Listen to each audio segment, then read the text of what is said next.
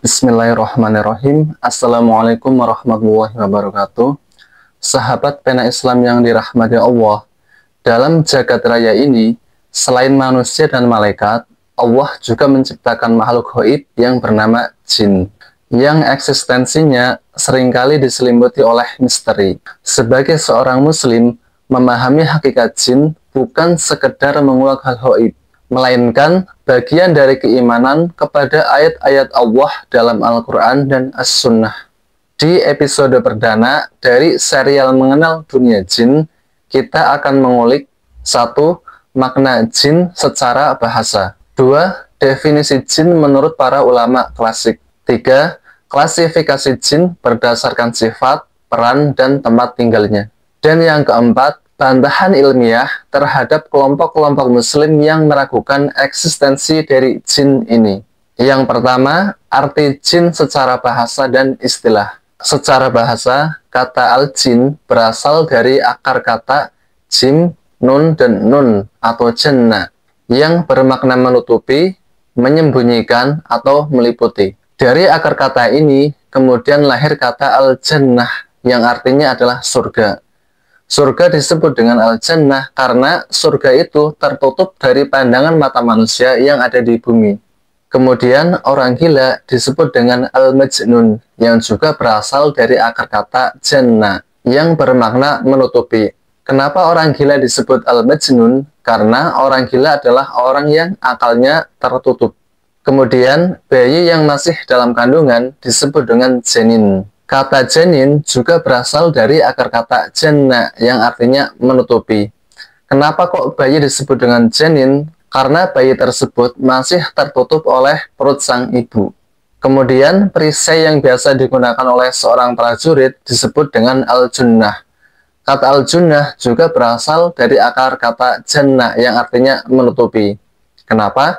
Karena perisai tersebut fungsinya adalah menutupi tubuh seorang prajurit dari serangan musuh-musuhnya. Sedangkan secara ilmiah, banyak ulama yang telah mendefinisikan arti dari jin ini. Di antaranya adalah 1. Ibnu Duret.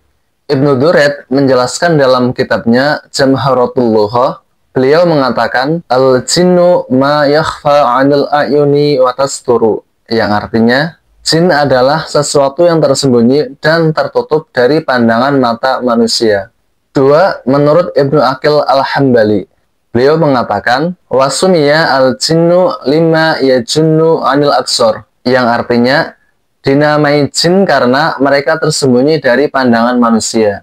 Yang ketiga, menurut Ibnul Mandur, Imam Ibnu Mandur dalam kitabnya Lisanul Arab, beliau mengatakan, summu jinnan listitarihim anil uyun, yang artinya mereka dinamakan dengan jin karena tersembunyi dari pandangan manusia. Kemudian yang keempat, menurut Ar-Rahib Al-Asbihani. Ar-Rahib Al-Asbihani mengatakan di dalam kitabnya Mu'jam Mufradat li Al-Fadhil Quran, beliau berkata, al-jinnu summu bidzalika likhtibaihim anil hawas. Artinya, jin dinamakan demikian karena mereka tersembunyi dari panca indera manusia. Nah, dari semua definisi-definisi di atas, intinya itu selaras dengan Al-Quran, surat Al-A'raf ayat 27. Yang salah satu petikan dari bunyi ayat tersebut seperti ini. Innahu yarakum huwa wa qabiluhu min haitsu la tarawunahum, yang artinya, sesungguhnya dia, setan, dan para pengikutnya melihat kamu dari suatu tempat yang kamu tidak bisa melihat mereka. Seorang mufasir besar, yaitu Imam Ibnu Jarir At-Tabari, menekankan bahwa mereka, setan, dan para pengikutnya, yaitu jin kafir, bisa melihat manusia dari suatu dimensi yang tidak kasat mata. Sehingga mereka terus-menerus mengintai dari balik layar untuk menyesatkan manusia. Hal ini menjadi peringatan agar manusia selalu waspada terhadap godaan yang tersembunyi. Pembahasan kedua, klasifikasi jin dalam literatur ulama dan folklore Arab. Banyak ulama mencoba memetakan jenis-jenis jin, sifat-sifat, serta perilaku mereka.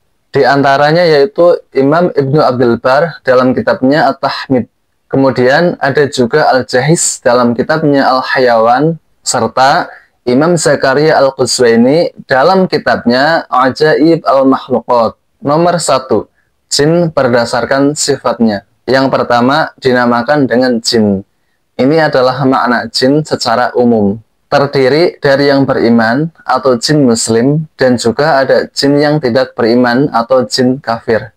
Hal ini disebutkan dalam Al-Quran surah Al-Jin ayat yang ke-11 sampai yang ke-15. Yang kedua dinamakan dengan Amir, yaitu jin yang tinggal di sekitar manusia. Mereka sering merasuki atau mengganggu manusia. Jadi yang pernah mengalami kesurupan itu bisa jadi karena jin atau juga bisa jadi karena gangguan mental.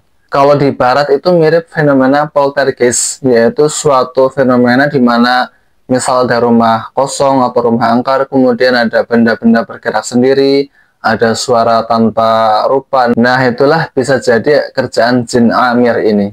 Yang ketiga disebut dengan arwah. Walaupun ini sebenarnya salah penyebutan ya. Karena ketika ruh manusia meninggal itu kan masuk ke alam barzah. Nah, jin ini biasanya menampakkan diri dalam bentuk samar atau menyerupai arwah manusia. Biasanya muncul kepada anak-anak atau orang-orang yang imannya lemah. Nah, biasanya kan ketika anak kecil umur 3 tahun, 4 tahun itu yang masih bersih jiwanya, kadang-kadang bisa loh melihat hal-hal gaib. Nah, itu bisa jadi adalah kerjaan jin arwah ini. Yang keempat disebut dengan ifrit. Jin jenis ifrit ini biasanya besar, kuat, dan licik.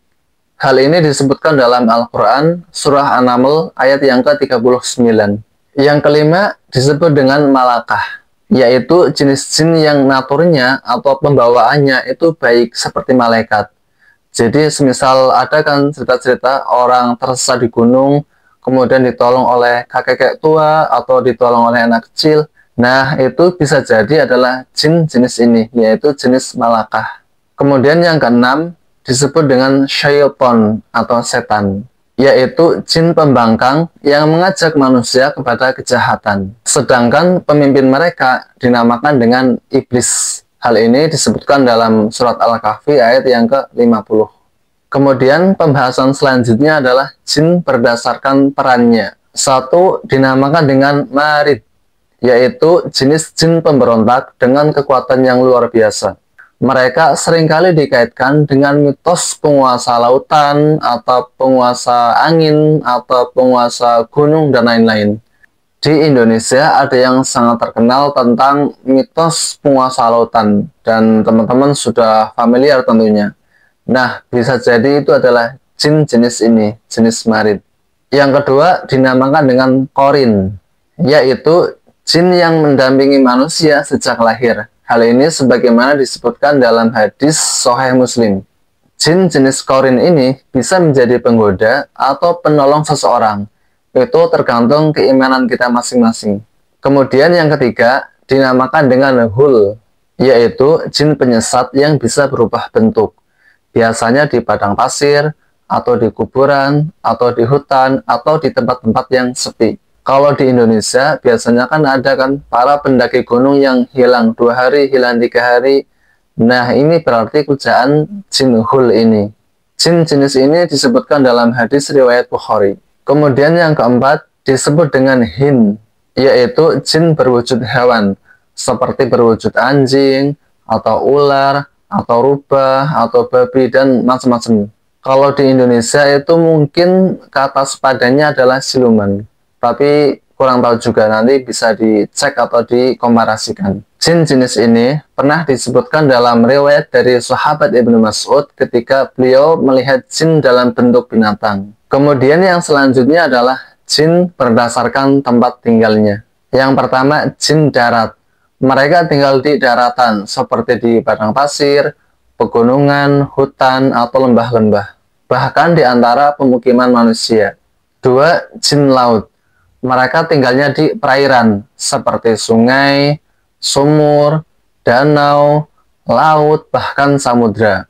Di Indonesia ada mitos yaitu penguasa Laut Selatan. Nah, bisa jadi beliau adalah jin atau raja jin yang hidup di tengah lautan.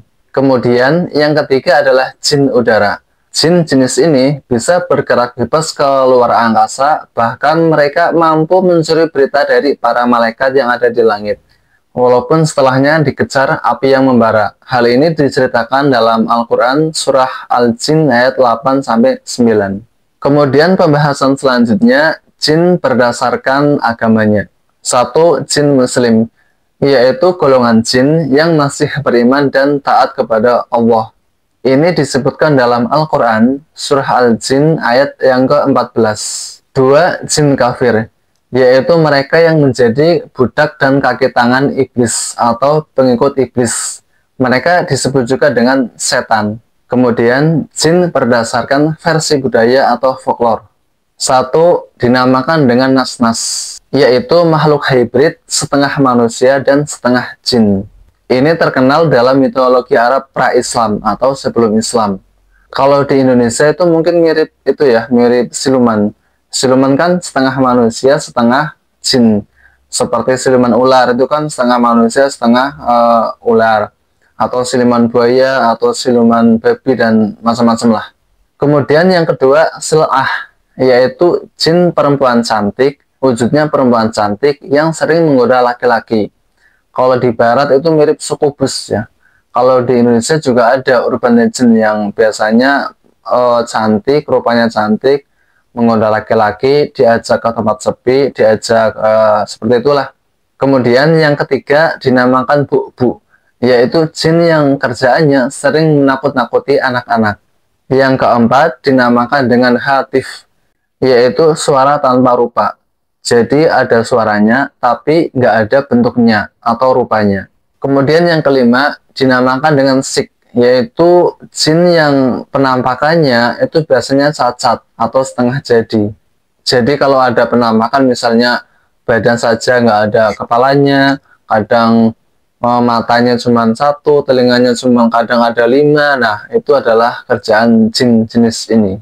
Kemudian pembahasan selanjutnya, perdebatan tentang eksistensi jin. Imam Al-Ghazali dalam kitabnya Ihya Ulumuddin, beliau mengatakan jin itu sama seperti manusia, wujud eksis, cuman mereka tidak kelihatan. Dan persamaan lainnya, mereka adalah makhluk yang berakal dan punya kehendak bebas seperti hanya manusia. Jadi jin ini ya dikenakan dosa, ya dikenakan pahala, sama seperti manusia. Beliau mengatakan seperti ini dalam kitabnya, wa u'tiyal jinnu wal insu nafsan wa iradatan faminhum may yati'u wa minhum may ya'si, yang artinya jin dan manusia diberikan nafsu dan kehendak bebas, maka di antara mereka ada yang taat dan juga ada yang bermaksiat.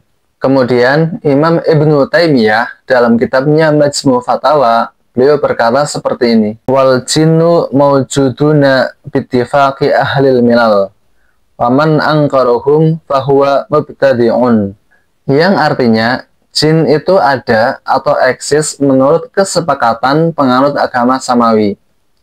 Jadi jin itu memang ada, beneran ada, bukan mitos atau bukan metafor atau yang lainnya, memang ada. Kemudian lanjut perkataan beliau, barang siapa yang mengingkari keberadaan jin, mengingkari keberadaan eksistensi dari jin ini, maka ia telah membuat bid'ah. Kemudian dalam kesempatan lain, beliau juga berkata seperti ini, ma min ahadin min ummati Muhammadin muslimin aw musyrikin yungkiru wujudal jin ila ba'dul falasifatil juhal, yang artinya tidak ada seorang pun di kalangan umat Muhammad, baik muslim atau musyrik, yang menolak keberadaan atau eksistensi dari jin ini. Yang menolak adalah sebagian dari kaum filsafat yang bodoh. Itu perkataan Ibnu Taimiyah. Jadi sebagian besar umat Islam itu memang percaya bahwa ada makhluk yang bernama jin, cuman mereka tidak kelihatan dan beda alam atau beda dimensi. Tapi kalau kaum filsafat, kaum rasionalis itu menganggap itu nggak ada. Karena apa? Karena tidak bisa dibuktikan secara metode ilmiah. Kemudian Ibnu Qayyim al-Jauziyah, yaitu salah seorang dari murid Imam Ibnu Taimiyah yang paling cerdas, beliau berkata dalam kitabnya Zadul Ma'ad, beliau berkata bahwasanya unsur api dalam diri jin memberikan kemampuan mereka yang fleksibel, seperti terbang, berubah bentuk atau menghilang. Beliau berkata seperti ini, wal jinnu marinatun lima khuliqat min narin syadidatin fannaru tusarri'uhum wa taj'aluhum yakhtafuna, yang artinya jin memiliki sifat lentur karena terbuat atau terbentuk dari api yang sangat panas. Api memampukan mereka untuk bergerak cepat dan menghilang. Dalam tafsir At-Tabari, Ibnu Abbas berkata seperti ini. Qala Ibnu Abbas fi tafsiri qoulihi ta'ala wa khalaqal janna min marijin min nar. Al-mariju huwa al-lahabu al-khalisu alladhi la dukhana fihi wa huwa asra'un nari harokatan wa asyaduha hararatan faju'ilat tabi'atul janni min hadzal marij falidzalika yastabi'una atasyakkula wa tahayyura, yang artinya Ibnu Abbas berkata ketika menafsirkan firman Allah, dan dia Allah menciptakan jin dari nyala api tanpa asap. Kata al-marij diartikan sebagai nyala api tanpa asap, yaitu api yang paling cepat gerakannya dan paling panas suhunya. Dari api inilah diciptakan tabiat jin. Oleh karena itu, mereka mampu berubah bentuk dan bertransformasi. Namun, Al-Qadhi Abu Bakar Al-Baqilani dalam kitabnya Al-Intisar lil Quran, beliau berkata, Ba'dul Mu'tazilati angkaru wujudal jin fil asri al-khawbiri za'man annahum khuliqu li'asrin muayyanin, yang artinya sebagian kaum Mu'tazilah mengingkari keberadaan jin pada masa kini dengan anggapan mereka hanya diciptakan untuk era tertentu. Kemudian dalam kesempatan lain, Al-Qadhi Abu Bakar Al-Baqilani juga menyebutkan pandangan dari kaum Qadariyah. Beliau berkata, Qala Abu Bakar Al-Baqilani innal qadariyata yaqruna wujudal jin fil uhudi as-salifati lakinnahum yanfuna wujudahum al-an lilutfi ajzamihim wa adami qudratiha ala aqsid dawi wa minhum man yaz'umu annal jinna lam ta'ud mawjudatan illa fil azminatil madiyati, yang artinya sesungguhnya kaum Qadariyah itu mengakui keberadaan jin pada masa lampau. Akan tetapi mereka menafikan atau tidak mengakui keberadaan jin di zaman sekarang karena kehalusan jasad jin dan ketidakmampuan mereka dalam memantulkan cahaya. Nah, dari pendapat kaum Qadariyah, kaum Mu'tazilah, dan sebagian filosof ini ditolak oleh ulama-ulama Ahlus Sunnah wal Jamaah. Mayoritas ulama Ahlus Sunnah wal Jamaah menolak pendapat mereka karena berpegang teguh pada Al-Quran dan As-Sunnah. Sebab dalil-dalil dalam Al-Quran dan As-Sunnah jelas-jelas mengatakan bahwa jin itu eksis sampai kapan, bahkan sampai hari kiamat. Sahabat pena Islam, dari pembahasan part 1 serial mengenal dunia jin ini, kita bisa ambil kesimpulan bahwa 1. Kata al-jin secara bahasa adalah yang tersembunyi, dan ini selaras dengan sifat mereka yang tidak kasat mata. 2. Ulama sepakat, kecuali sebagian kaum filosof, Mu'tazilah, dan Qadariyah, bahwasanya jin adalah makhluk nyata ciptaan Allah yang terbuat dari api, dan mereka seperti manusia, yaitu punya akal dan punya kehendak bebas, dan mereka juga mendapat dosa dan juga mendapat pahala. 3. Mereka itu terklasifikasi dalam berbagai jenis, seperti ifrit, qarin, hul, dan macam-macam, dengan peran dan habitat yang berbeda-beda. Keberadaan jin ini bukan untuk ditakuti, tapi untuk diwaspadai. Kenapa? Karena mereka itu selalu mengintai kita, mengintai manusia 24 jam non-stop. Ingat, mereka terbuat dari api. Api adalah energi. Makanya mereka tidak mempunyai rasa ngantuk, capek, dan sebagainya. Beda dengan kita manusia yang kalau kerja 24 jam kayaknya nggak mampu. Dan hampir nggak ada manusia yang mampu bekerja 24 jam. Tapi kalau jin, makhluk-makhluk energi, mereka mampu. Dan apesnya lagi, mereka bisa melihat kita dan kita tidak bisa melihat mereka. Sebagaimana disebutkan dalam Al-Quran surat Al-A'raf ayat yang ke-27, yang artinya, sesungguhnya ia setan dan para pengikutnya melihat kamu dari suatu tempat yang kamu tidak bisa melihat mereka. Intinya dimensi mereka lebih lebih tinggi dari kita lah. Jadi kita itu seperti catur, dan jin-jin ini atau setan-setan ini mengelilingi mainan catur kita. Dan perang-perang besar yang terjadi di dunia ini bisa jadi adalah ulah mereka. Ya walaupun tidak secara langsung. Mereka kan cuma membisik-bisik ya, nggak secara intervensi secara langsung, enggak. Karena itu bukan hak mereka. Tapi kalau intervensi secara godaan atau bisikan, nah itu jelas kerjaan mereka. Oke, pembahasan dari part yang pertama ini cukup sekian. Pada episode selanjutnya, kita akan membahas tentang asal-usul jin di bumi dan interaksi mereka dengan manusia, serta solusi agar kita terhindar dari gangguan mereka. Akhirul kalam, wassalamualaikum warahmatullahi wabarakatuh.